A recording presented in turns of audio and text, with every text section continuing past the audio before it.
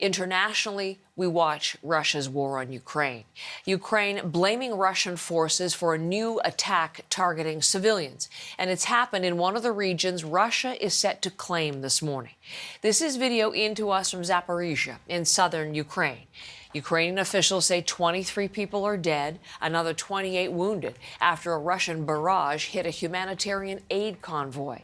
The Ukrainian governor of the region says the victims were getting in to head south into Russian-occupied territory to bring out relatives. Zaporizhzhia is one of 4 regions that Russian President Vladimir Putin is set to annex this morning.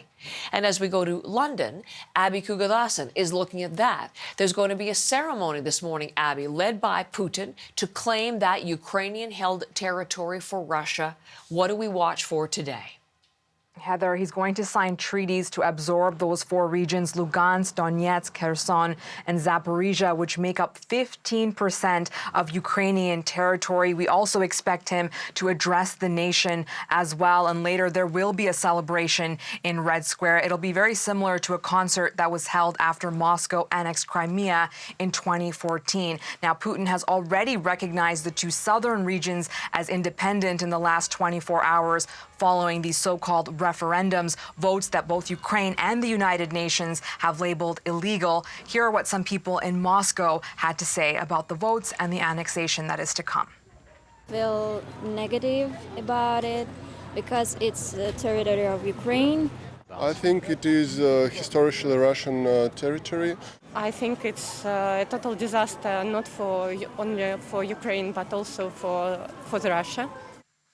Now, once the Kremlin considers these areas to be Russian territory, Vladimir Putin has said he will defend them by any means necessary. That includes deploying nuclear weapons. Kyiv is vowing to continue the fight to take back its land, and the United Nations saying that Moscow is taking steps that violate international law and the UN Charter. Secretary General Antonio Guterres has said this would be a dangerous escalation in this war. It's worth noting that a 2020 amendment to the Russian Constitution prevents Putin or any future Russian leader from returning land the country has annexed. That means what is about to happen today will make it even more difficult for any sort of negotiated settlement. We know Ukraine has repeatedly said it will take back every inch of its land, Heather, including Crimea.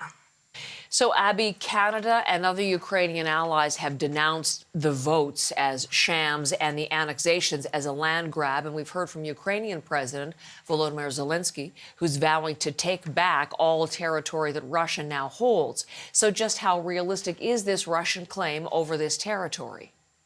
We have to remember that Russia does not have full control over these regions. For example, Ukraine holds about a quarter of the Zaporizhzhia region. That's where at least 23 civilians were killed in that missile strike today that you mentioned a little while ago. There's fighting, too, near Kherson. We can't forget about the ongoing battle for the Donbass. Experts believe Putin held these referendums quickly to justify annexation because his military is struggling on the battlefield. Ukrainian counteroffensives have been taking back territory in recent weeks. And now analysts are looking at Liman in Donetsk. It appears Ukrainian forces are about to capture it, handing a massive defeat to the Kremlin. Reports suggest Russian troops are nearly surrounded there. Liman is a major railway hub, which could help Ukraine advance further into the occupied Donbass. So Putin may be putting pen to paper today. He may be throwing a party in Moscow today. But in these territories, the fight is not over, Heather.